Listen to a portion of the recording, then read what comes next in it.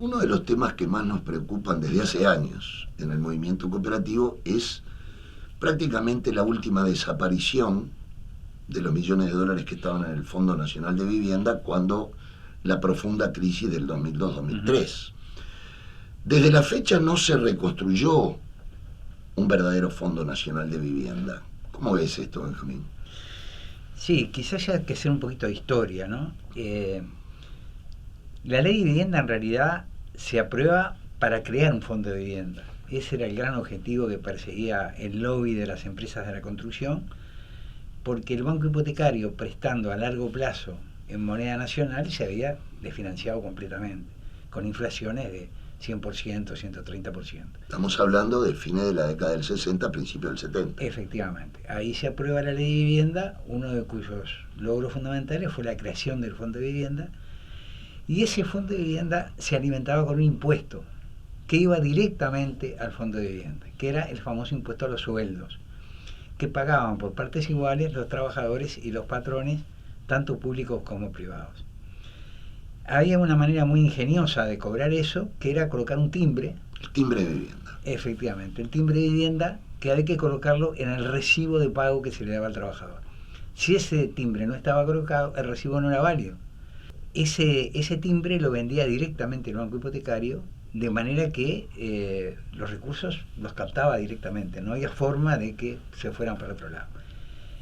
Eso que permitía tener una base segura de cuánto dinero se disponía para la vivienda, con lo cual se podía planificar a largo plazo, bueno, todas las ventajas que tiene tener un recurso propio que no está sujeto a que en el presupuesto se vote o se deje de votar. En realidad es lo que te permite a cualquier gobierno del color que sea tener un programa, una política de Estado, porque esto de vivir de las partidas es absolutamente imposible, porque uno nunca sabe cuál va a ser la partida que va a dar el Poder Ejecutivo, el debate parlamentario, etcétera. Entonces, por eso nosotros estamos planteando realmente volver a un impuesto que habilite a poder tener un monto de dinero determinado. Y bueno, en Fuban se pensó en el aumento del 1% al impuesto al patrimonio, a las grandes fortunas, que en realidad el 1% es la hormiga en el cuerpo de un elefante. Sin embargo, Benjamín,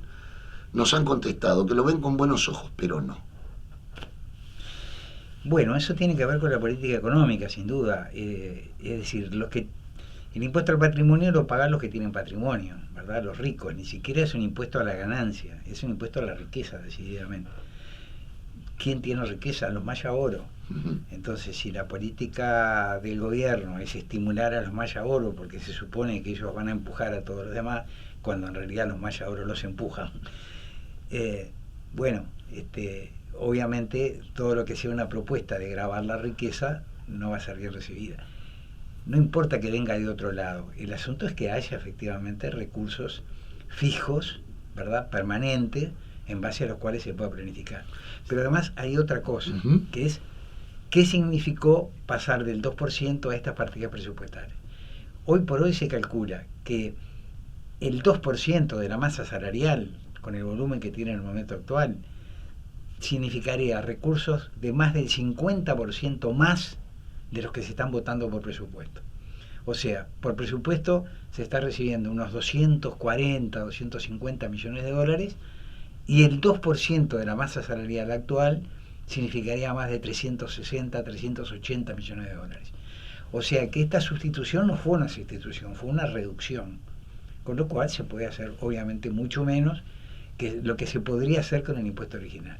El impuesto original no puede volverse a poner porque ahora ya hay un impuesto a la renta, pero se puede, como es la propuesta de Fuba, gravar la riqueza de otra manera. Fíjate que a nosotros en una audiencia que nos concedió el senador Manini Ríos nos planteaba, bueno, yo estoy de acuerdo con esto que plantean ustedes, pero eso iría solo para vivienda. Fíjate que los cálculos realizados por los compañeros que hicieron el estudio implicaría más o menos 130 millones de dólares por año.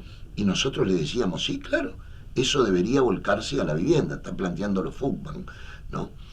Bueno, hablamos también con otros senadores, con el senador Andrade, Olesker, Vergara, en fin, una cantidad de senadores que todos lo ven con buenos ojos, pero El problema está en el Poder Ejecutivo. Nos planteaban que el Poder Ejecutivo tiene la potestad para colocar cualquier impuesto. Ujú. Pero bueno, una buena minuta del Parlamento Nacional planteando la necesidad de esto sería bueno. Y lo otro que planteamos nosotros es que si no es esta propuesta, que sea otra, pero que siempre afecte al capital, porque de la última crisis no todos salimos perjudicados. Esta es una realidad. Claro, y parte de la función del Estado tiene que ser apoyar a aquellos que pueden menos, ¿verdad? Para eso es que se cobran impuestos, y esos impuestos no los pueden pagar los que necesitan que se les vuelquen esos recursos. Los tienen que pagar aquellos que tienen efectivamente capacidad contributiva, los que ganan mucho dinero, los que tienen mucho patrimonio, etcétera, etcétera.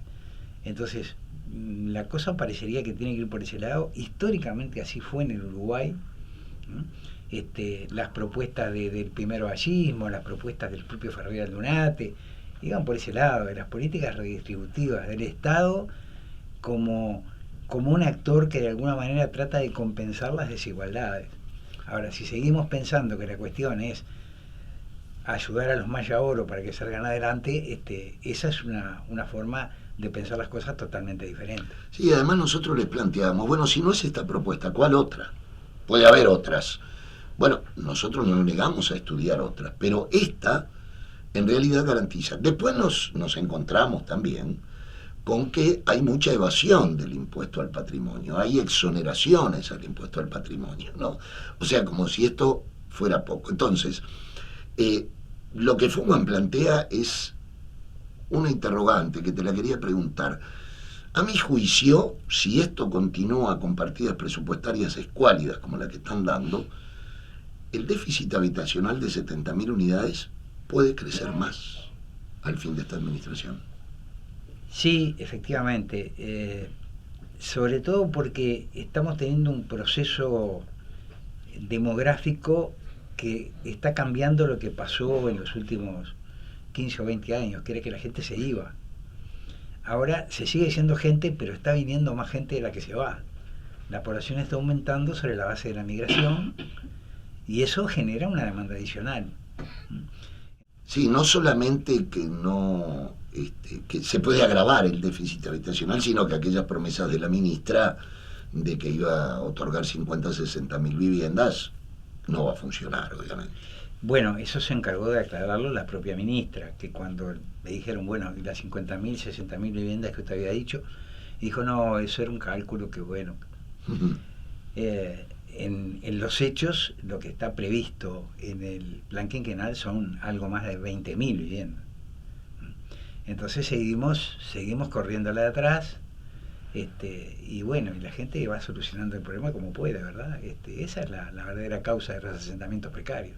Mientras no haya soluciones alternativas, y para eso hay que invertir en vivienda, hay que invertir en políticas sociales, la gente tendrá que seguir resolviendo como puede los problemas. En algún lugar hay que vivir, y por lo tanto, si no hay salida, y como tú decías, si el Estado no utiliza un instrumento político fundamental para el desarrollo de la verdadera vivienda de interés social como es la financiación estatal, estamos liquidados. Entonces, la propuesta de Fugman, por lo menos que digan no estamos de acuerdo y que lo digan públicamente, pero no esto de que lo guarden en un cajón y nunca aparezca a nivel parlamentario el debate. Sí, efectivamente, yo creo que ahí hay una responsabilidad del Parlamento importante, porque como decías tú, hay una serie de cosas para las cuales la Constitución establece que tiene que haber iniciativa del Poder Ejecutivo, pero es labor del Parlamento reclamarle al Poder Ejecutivo que envíe soluciones efectivas para problemas tan acuciantes como es el de la vivienda. De lo contrario, el déficit se va a seguir agudizando, a nosotros no nos cabe duda, en un país que tiene los instrumentos como para poderlos impulsar, que a nivel internacional la Ley Nacional de Vivienda, a pesar de los recortes que le hicieron, sigue dando que hablar. Por lo tanto, de lo que se trata es de tener una manifiesta voluntad política para que exista verdaderamente financiación estatal para la vivienda popular. Efectivamente, eso es así, y bueno, nosotros, la gente organizada, tenemos la tarea de reclamarlo permanentemente para que no quede en el olvido. Así será.